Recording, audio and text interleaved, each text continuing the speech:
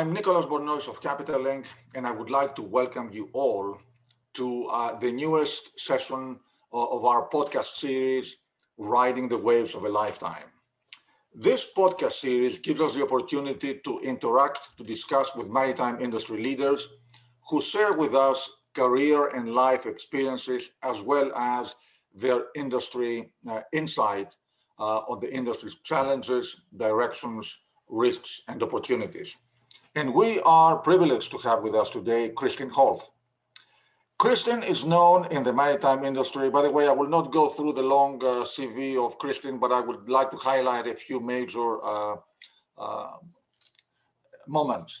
So Kristin is known in the maritime industry not only for her long and impactful career at the top of a global banking institution, but also for her commitment to sustainability, her industry insight and foresight, and her strong and well-argumented positions. Kristin is a person of opinions, and that's wonderful.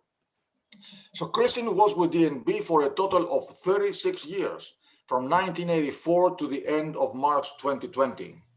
As we all know, DNB is one of the world's leading shipping, offshore, and logistics financial institutions, with clients in all major segments of the industry and presence in the important maritime hubs around the world.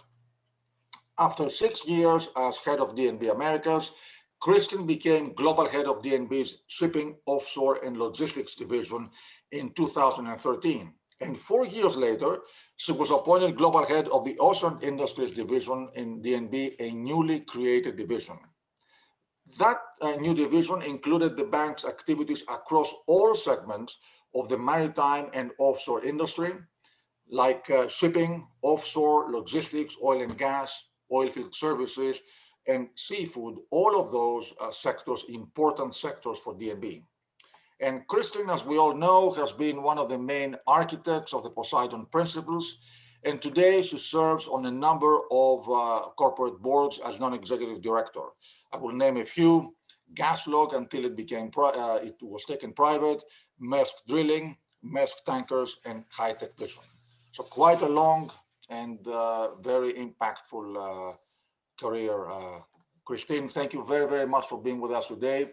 I will start now with a few questions.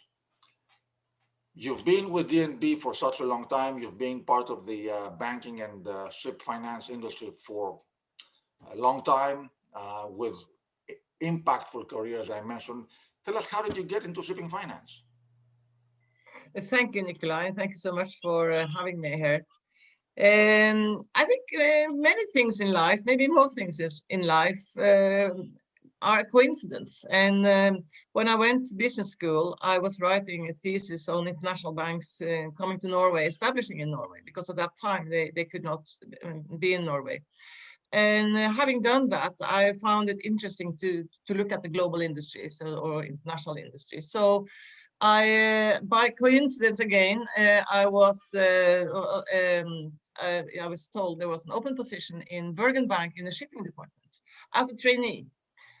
So I went there and met the boss, or leader that, Anne Øya, who was a renowned person within the shipping industry. So I had an interview with her, and I got the job for a trainee in the shipping department. And at that time, Bergen Bank was a really small bank internationally. It was the international banks dominating shipping. So DNB, we were not DNB, Bergen Bank, DNC, Christiania at that time, they were more smaller banks, or seen maybe as local banks from the international banks. So that's how it all started. It all went from there. So you have been in this industry for quite some time. You have seen the ups and downs of the industry, both from the maritime end and also from the ship financing end.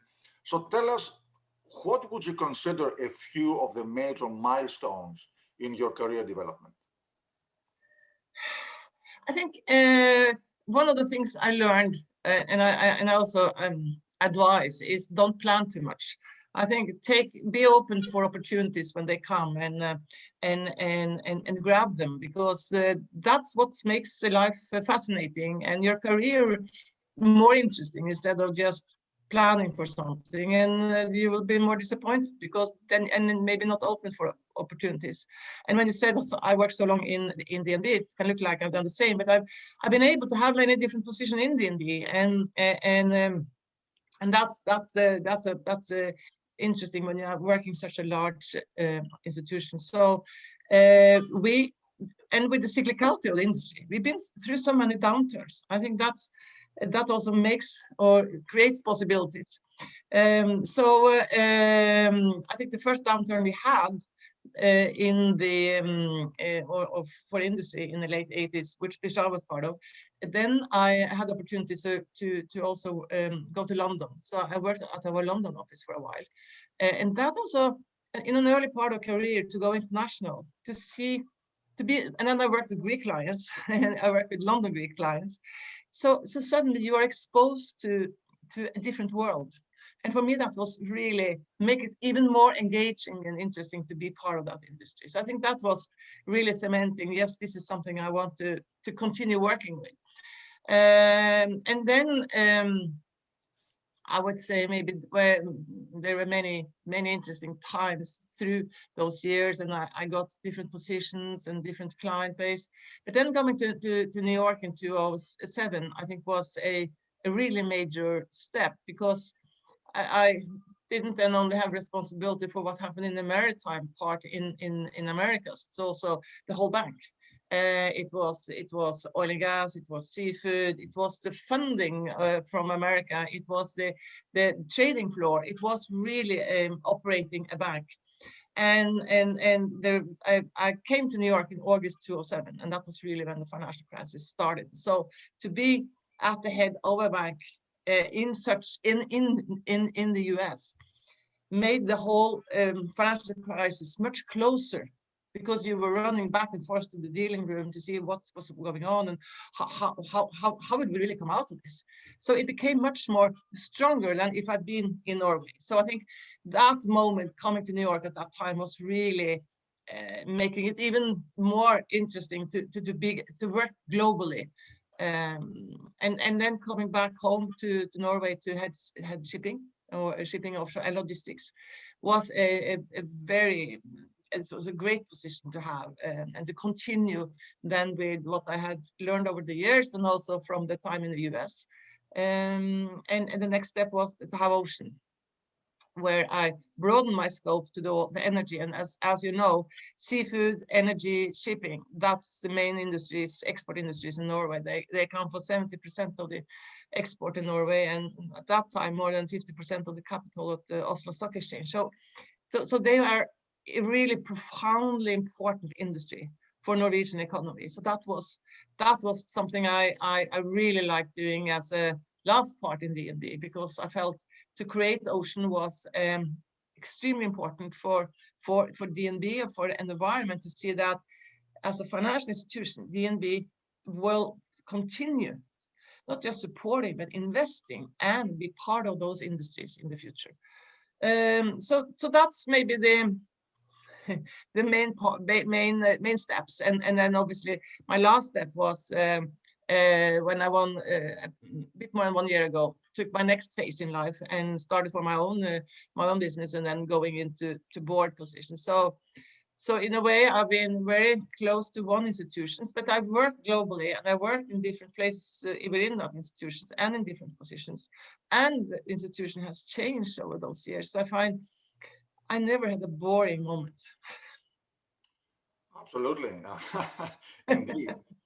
But from what I hear, these are all major milestones in your career. Any of those that you consider also as major challenges that you had to deal with, and how did you overcome them? I assume, of course, that being in New York at the height of the financial crisis, or then going back to Norway and taking over the whole industry division, these must be both milestone and challenges. But there are any particular ones that you would like to highlight?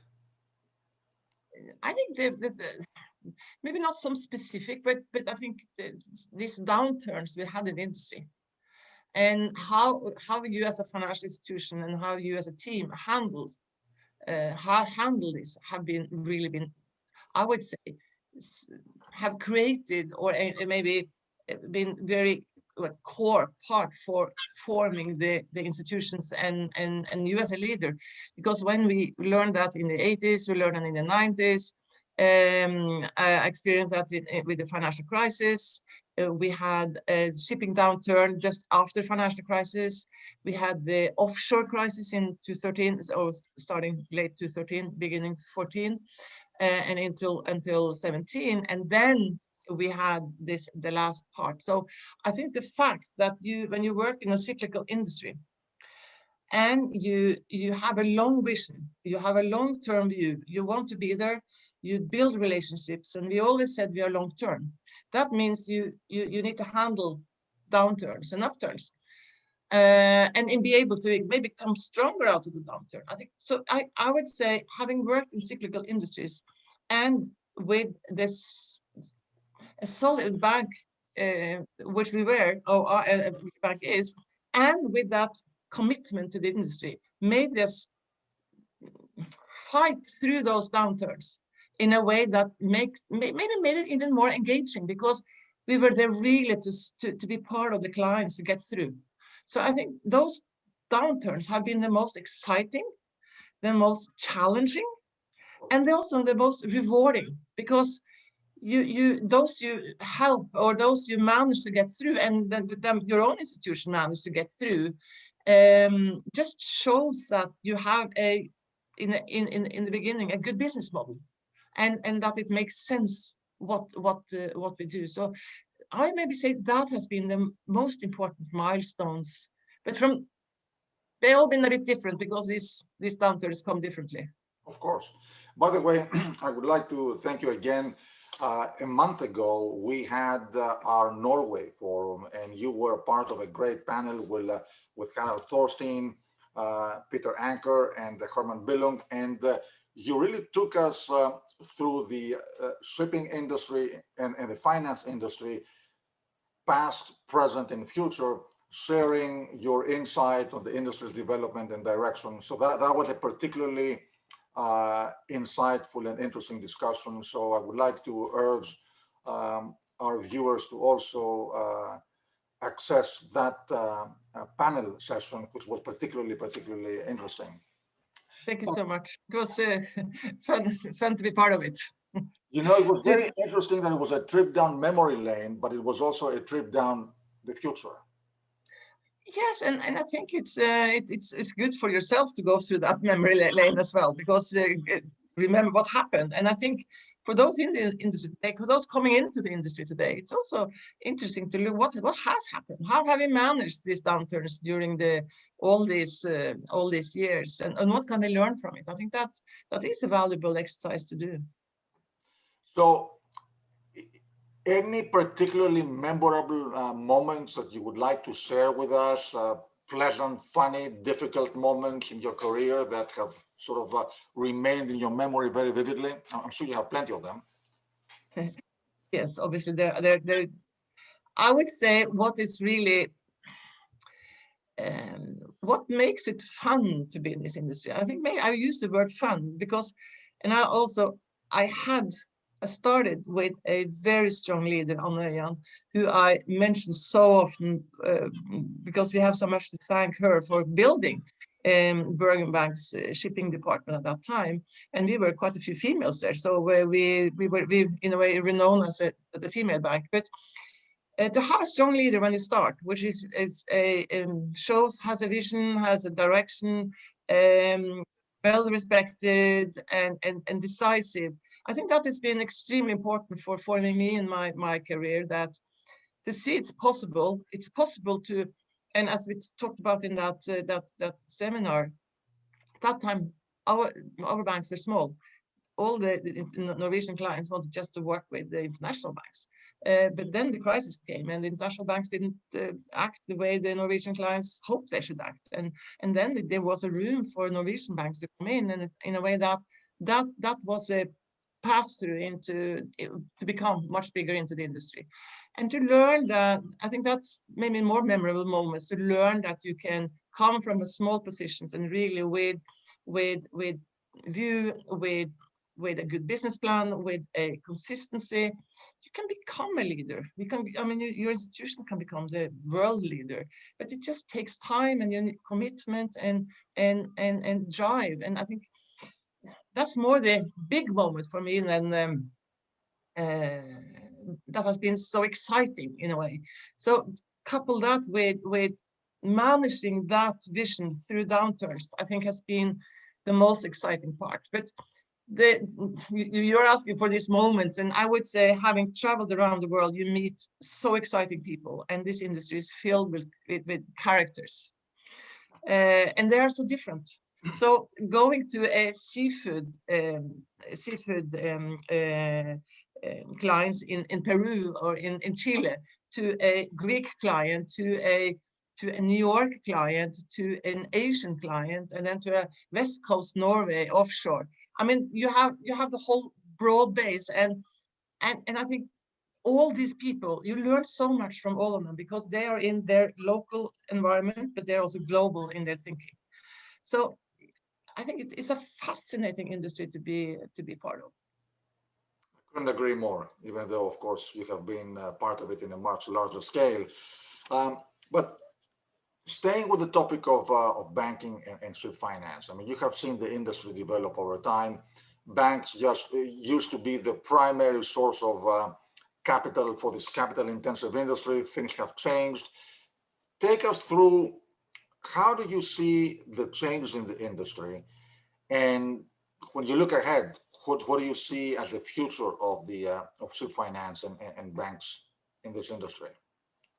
It's been, I think that might also be the case for many other industries, but we see it from our industry. And if you go back to the 80s, you had bilateral funding. You had very few syndicates. You had some, but you basically had a very one-to-one banking relationship. And the industry was completely dependent on the banks, and very few were listed, and you didn't have a bond market at all.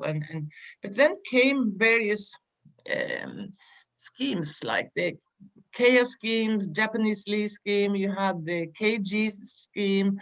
Then we started to build up more syndications and banks working together. Then we managed, I think, also through the cycles, to see that you need to broaden your capital base, and as the companies become bigger, you need to have a more diversity. That took much longer time than I thought. I would have thought that the industry would have gone more to the equity market, to the bond market, and capitalize on being global players. It took a long time before the bond market became important for capital source for the industry. And it also took many years before they really had the listing both in Oslo and New York, which basically are the place to list. So it's gone from that angle to now much more sophisticated. So the sophistication is maybe the most important word here, from what has happened within the industry. And bear in mind, from my old bank, when I started, in the shipping industry, well, we're always the most sophisticated clients for our funding, for our FX products. Because they were global, and there we were competing with international banks. So it's always been a drive for us to become stronger. And now what we see today, much more sophisticated, as I said, and the companies use much broader base of funding. And it really accelerated after the financial crisis, because then you started to see banks started to get requirements for building more equity. And by building more equity, you change the models in the bank for how you make your return. And then risk-rated return came into play in a much larger degree than we had before. So before that, it was risk-based, but it was more nominal-based in the end. Now the risk part became heavier. That means you put more capital aside, and that means you need a different return. And that has been really the fight for banks since 2009, 2010, how to get a good return in a capital intensive, in a cyclical industry, where you very much rely on the lending. So that has been like the big change, that for banks to have sufficient return, they need to have the solidity of the clients. They have make certain they get through the cycles, and they also need other or a broader base of return. So that has made some banks, maybe that made banks faster out of the industry or reducing the portfolio. And quite a few have always commented on DNB why we, I say we, but reduced the portfolio. Are we going out of shipping? No, the bank was reducing the portfolio in shipping in order to make certain what they had made a good return, but at the same time invest in the investment banking part, invest in people and products, so you can serve the whole broad base for the clients. The same model as you see, for example, Citibank has, and several others. But that's not because we wanted to be in the industry, but we wanted to have a return. And you have to have a return, you need to have a broader base on the lending. So I think that has come to stay. And by that, you also focused it on fewer clients, because you can't handle so many clients with that broad base. And many smaller clients might not use all those products or very few of the products. And then it's more challenging to really have the return. So you can still have that client type, but you will diverge towards those where you spend more time, and maybe it's 5 out of 10 products you end up doing, because you work much more with fewer clients to find good solutions. So you become more a financial advisor than just a lender. So that has been like the road we have gone along. And what we see now is that after the last downturn, now fewer banks are in the shipping industry. So it's much tougher. That means it's opened up for other possibilities. And you see Chinese as maybe the biggest new lender, but you also have private lending. So you have companies direct lending as another important element.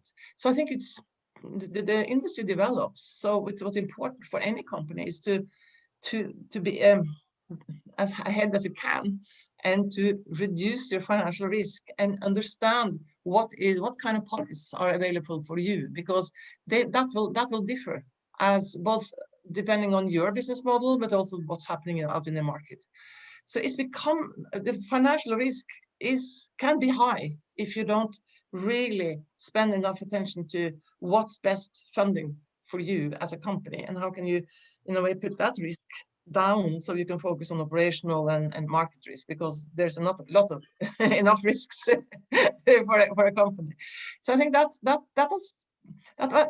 a mentality. It's a different business model, different way of working, and that hasn't, all banks haven't really come into that mood, and many of those you have seen then disappear. So it's a very changed dynamics than what you had, for example, before the financial crisis. But indeed, as you summed it up, these are very highly changing dynamics. But if from the banking perspective, but if I turn the table now and I go to the ship owner side, shipping is, as you mentioned, volatile, seasonal, cyclical, capital-intensive industry, and also highly fragmented. So if we are in an environment where access to capital is very important, especially given all the investments that ship owners have to do now to comply with the environmental regulations, with fleet renewal, with technological requirements, if you are a medium or small size ship owner, how do you navigate through this? And does that inevitably lead to an industry consolidation? And would that change the fabric of the industry? It's a question we have debated for many years, all the time. So, and I think we all have thought there will be a consolidation. Yes, this will be, and now there will be a consolidation. We said that in shipping, we said it in offshore, and it hasn't really happened as fast as we have thought. But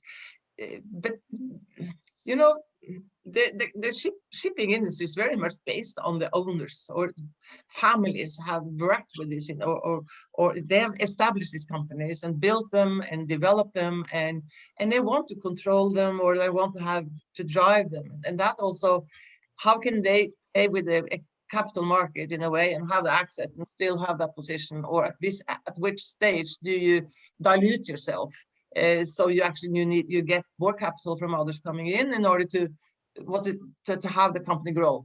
That is a big dilemma for every family, every business family. At which stage do you let go, in a way, the control, maybe the negative control, who do you partner with, and how do you go from here? So there are many business models you can have for getting the capital, like I mentioned, Chinese lease, that you can have and still keep the same model. But that gives you also higher gearing. It can give you higher gearing because the leases are actually quite highly geared. But give you access to a funding which can be actually exactly what you want. So I think you have more tools in the toolbox. But what is important is actually what you want as a owner or a initiator or a family, and how do you want to drive your company, and how do you use the capital market in a constructive way to actually to go the direction you want to go. And it's hard to start. I know it's hard to start and get capital. I think that is the hardest part, and that's for every industry. And at some stage it's equity, and at which stage do you actually get the bank in? And at this becoming a certain size, you need more lending, and maybe it's more the local banks. But then the big step is when you go into the next step in a way, and need more capital, and you're not this big size, you're not a small size. So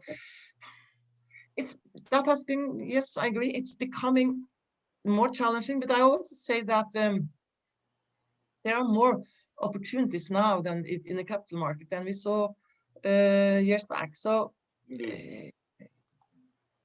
it's back to a bit how do you want to drive your business model, and how do you need to partner to get the capital, or what do you need to do to build and grow the company? So staying on the industry side, can you share with us how you see the industry develop post-COVID-19? What are the biggest, I mean, you have commented on the industry's resilience, flexibility, and adaptability. So when you look ahead, how do you see the industry developing post-COVID-19, and what are the biggest challenges or changes that you see in the industry? Not the banking industry, but the maritime industry. Yeah, both of them, and I think the jury is still out how it will come out. But I think shipping is transporting between 80 and 90% of the world's goods or transport. So shipping is a surviving industry for a long term. So I think let's start with that. And how does it impact? I think will there really be a transformation of where you produce the goods, for example? Will you start to produce more locally than you did before? Less in China, less in Asia, more locally. Jury's still out for that. Maybe for some, but not maybe for all. So I think there is no major systematic change which says it will be different. So I think what is a major difference for the industry is the way it takes to become to reduce emissions, to have more environment friendly designs, propulsion systems, fuel, and how the sailing pattern, how you optimize the transportation. I think that is really it's accelerated during COVID. So I say, is anything we debate in any meeting you have with any clients, and every question everybody has is, what is the ship for the future? How does it look? And that has been part of why we have seen fewer new buildings. And that is too early to say. Well, most ships now are built with dual fuel systems, and some with more eco-friendly designs. But and is LNG in the transition period? What is in the next? Is it hydrogen? Is it what ammonia? All these big questions. But what I think is so fascinating to see is the broad and high investment the industry now take to find solutions, and how the industry make joint ventures, collaborate across the value chain. and with the academia, with the R&D institutes, to find solutions or test and try a new solution. I think that is a completely different sentiment. When we started to look into IMO requirements, I think many thought, oh, that those will be postponed. They will not be postponed. When we realized that will not be postponed, I think really that accelerated the investment and the focus to find new solutions. And that's just coming. Today's requirements will be higher in some years, and that's not a minimum. That is a minimum. You need to be even better than that. So I would say the seriousness, how the industry take that challenge in a serious way, is maybe the most not surprising, but it's very good to see, because shipping hasn't always been in front of the environmental development or technical development, or it's quite conservative industry. So to see this engagement now, I think is gives a lot of opportunity for those who manage to be a bit ahead and to build their business case around having a fleet for the future and a business model for the future. Absolutely. But Kristin, let me take it one step forward. You have been one of the architects of the Poseidon Principles. So your commitment to sustainability, decarbonization, and ESG issues in general is very well known and very strong. So when we talk about ESG, obviously all three components are very important: environment, social, and governance.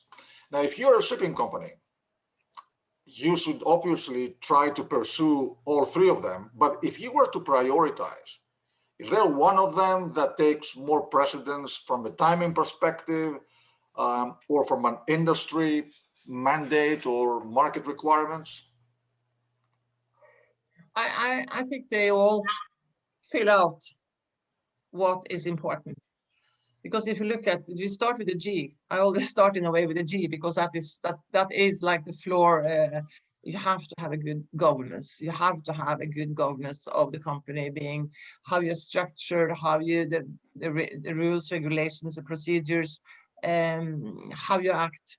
That is extremely important to really. If you don't have good governance, you will not succeed. So I think that is really at the core. And in DNB working there, when we evaluated a company, if we should do business with them before we even discussed credit, you looked at the governance. If the governance wasn't there, irrespectively of the assets, irrespective of what they were doing, then you really didn't come in the door. So the governance, is who you are, is core. But then ENS is also part of that. So you cannot really say one is more important than the other. And I would say shipping has always been extremely good on the S, or the safety part of the S. That's been like the safety first. I mean, who hasn't seen that slogan in many shipping companies? So safety and security is really also at the core, and it's just there, as you cannot do the business without a big S. So that's but in the S you also have diversity. That has not been a strong angle. So diversity and inclusion, I think it's come late to the agenda for the industry, and it's really striving to come around and find good ways of improve that. And I must say, having been in the industry for, I just call it some years, but it's not really changed. I maybe saw more females in the 90s than I see today at a certain level in the industry. So that we have a way to go there, and that has to be taken seriously, because it's super important to have a diverse diversity within a company. It's not just female, but diversity, to have diversity of thoughts in order to make certain you do the best possible for that company. I actually want to question on that. The gender diversity, has it, I mean, as you mentioned in your career, it has been an important element. Has it changed over time? Or you said not really? What has No, been I the would say not really, but the attention has changed. Today it is on agenda, and today you see most large companies will have a gender or diversity target, a KPI, and they will work towards it. And I think you might not succeed well if you don't have it as a target, and you have to start at the top, because all changes come from the top. And that it's not good enough to say there is no alternative. There are no talent in the industry. There's a lot of talent in the industry. You have to be better at coaching, find them, let them try out, just push, and to see that we really mean it. We're not talking. So I think that is really where I feel I work on it, and I feel we have not succeeded as an industry in that area. And then you just go, but just filling up the E for the ESG, and we talked a bit about that, and it's become even more important. And we started to see this also before you had the IMO requirements, before we had this really on the agenda. For example, when it comes to scrapping, how do you scrap a vessel? That both is the E and the S and the G. How do you take responsibility for the last part of the life of an asset which you have had in your portfolio? So I would say the E has been there, but it's really also come to the table more and more. And I think what we realize now is, talked about the Poseidon principle. Yes, that was really a catalyst, I think, for the banks to. We didn't find up a new way of doing things. We just, on the back of what IMO has said, we said, okay, let's use that as a target, and let's see how our portfolio can develop in the same way. And by that, we will in a way enforce that drive. And it was not like to say exactly what to do. It was just enforcing the direction and the drive for the industry, which I think has become extremely important. And it shows it's possible when you actually work together, and that also shows that capital has been driving the ESG much more than we have seen. Capital has been driving the industry before, and our capital is not just the lender; it's also all investors. So if you look at the investment community in a broad base, they are a central factor for how fast you will see the transition within the industry. Very interesting, and thank you very much. But now, since we talk about change, if I can ask you, that is also related to the environmental factors, technology. Technology is very big today in terms of change, and also in terms of capital investment needs. How do you see technology further affecting shipping? And how do you see the involvement of the banking industry in terms of sustaining that technological change? Yeah, it's that's a big question. It's I think if you go 2 steps back, banks or capital will invest in companies that have a future business model. If you see a company is not investing in the future design, dual fuel, or the future fuel, or have joint ventures or corporations with other R&D companies or other companies, and are really part of finding good alternatives, you have to question yourself: is that a client or a company you think we should spend time with for the future? Are we really good match for the future? So I think the banks cannot have a view on this and that technology. They can have a view on, is it a company that is a winner, a future winner, with what they invest in, and how they put the resources, both the capital and the people and the technology, on the table in order to make certain they are ahead of the curve. That is the core of it. For banks and investors, they will never be the specialists on technology. We try to follow, we try to know and understand, all of us, what is really going on, but you cannot. Well, I found it difficult to evaluate any project based on the technologies. If it's a most new developed technology is an equity financed project. So what we look at is a company, not that project. We look at the company and see this is driving in the right direction. This we will be part of. So I think it's come to a very high sophisticated level, which gives us comfort that you will have some very strong future companies which will manage to reduce the emission. I mean, the industry emits between around 2.5%, I think, of the emissions. That has to go drastically down. That's hard. But I think unless we have those high targets that we have now from the IMO, and those will become higher, you might not have the necessary push. And then back to the part of your question, capital will put a requirement that these companies meet their mission, meet the reduction, that they do have the harder targets, that they meet those targets.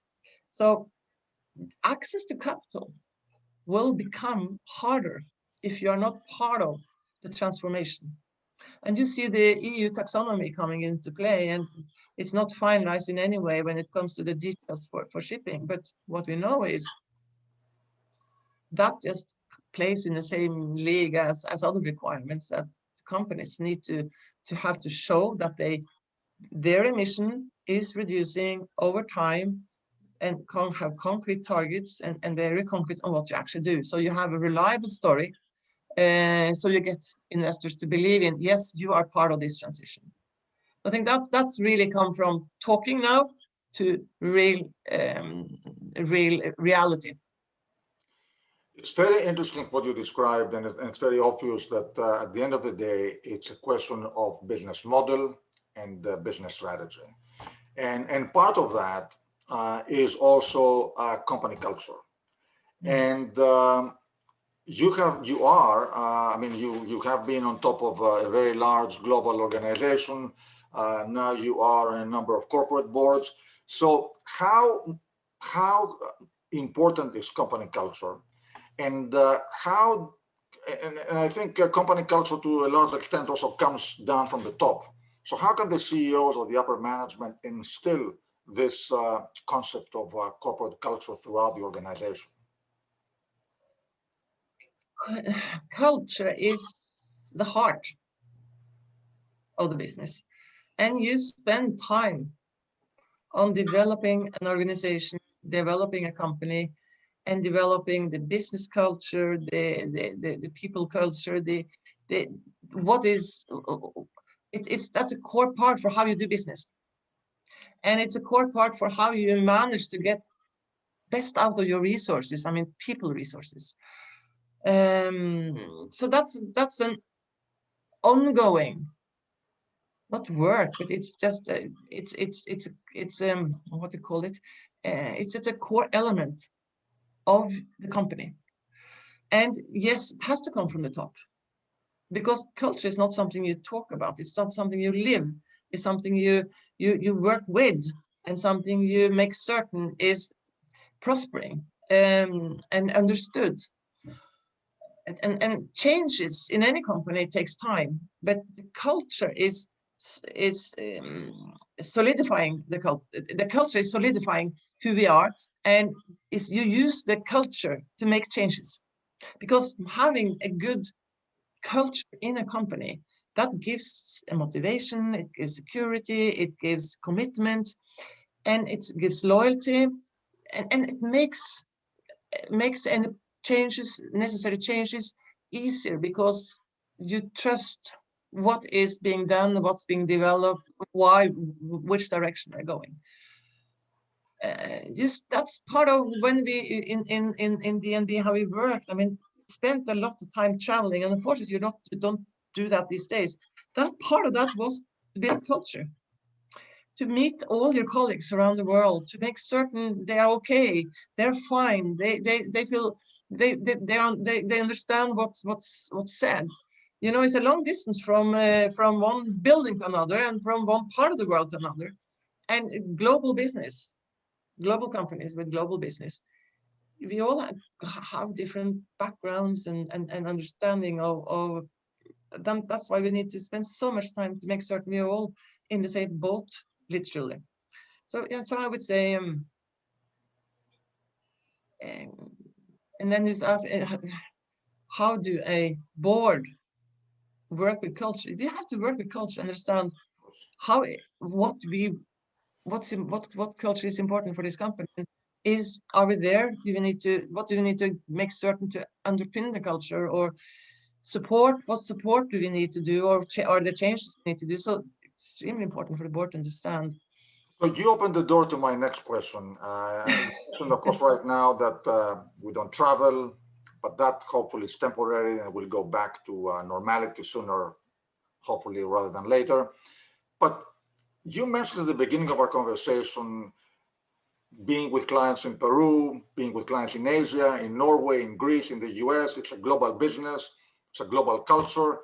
And how, I mean, shipping is a 24/7 business and a global business. So if you allow me a little bit of a personal question, how were you able to manage all this global traveling and manage personal life, business commitments, family, personal life? Yeah, I think more female than men get that question, to be honest. That's okay. It's a question but it is not just female. Yeah, I know it is a, you're so engaged. You as I said initially, you get so engaged by this industry, and you get so taken by it, and it's global. You cannot just sit and work in Oslo and not focus on or have attention to what's going on in both all the other part of the world.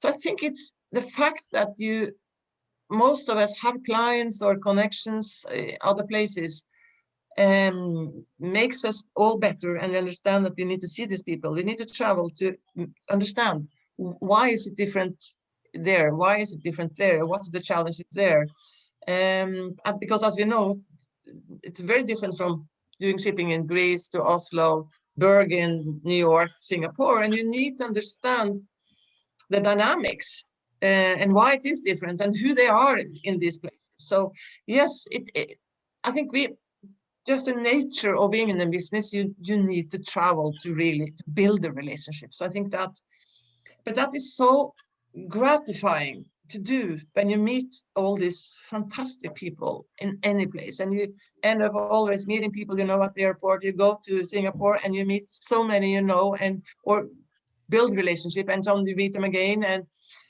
I think that is part of the fascination of the industry, that you have built relationship globally, and that enforces and strengthens your understanding of the industry by having people which you meet, which are from so many different cultures again. And so I think that it's so important that you're okay spending so much time of the day. It's become part of your life, it's been for me to be part of this industry, but you have to like it. You cannot do this if you feel it's taking your time. You have to feel I want to be part of it.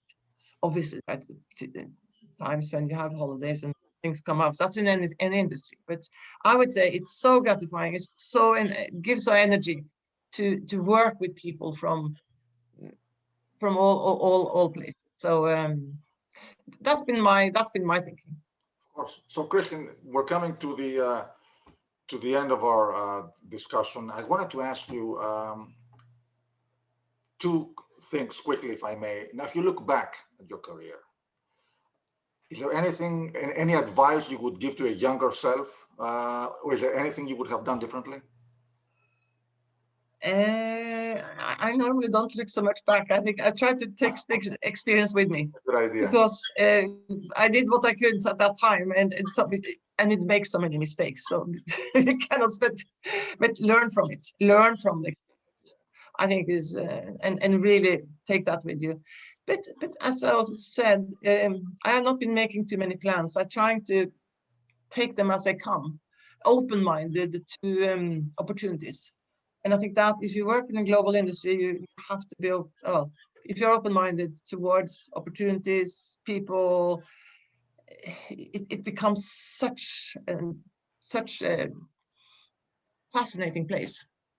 My last question was exactly on advice you would like to give to anyone who is considering to enter the industry today. And I think you just started discussing about open-minded. And I would say it's really an interesting industry to work with, and it's interesting. It's global. It's dynamic. It's cyclical. You learn so much. You so many characters, but you need to be curious. You need to want to learn. The fact that it is global, you need to understand what's going on in the world. I think that also makes it even more interesting. So there's so many good reasons to start in the industry. Well, I wanted to thank you so much for being with us today and for sharing your career, your life experiences. I have to confess that having people like yourself and the others that we have the privilege to interact with in this podcast series, going back in time, discussing about today and looking forward, make it a unique combination of, as I said, insight. We all learn from the past. And I think that experience allows us to evaluate the present and also plan for the future. So I would like to thank you very much for being with us today. It's been a great privilege to know you, work with you, and of course have you with us today. Thank you. Thank you so much, Nikolai. It's been a pleasure to go through all this, all your questions and think back. And it's a pleasure being here. Thank you very much. Thank you.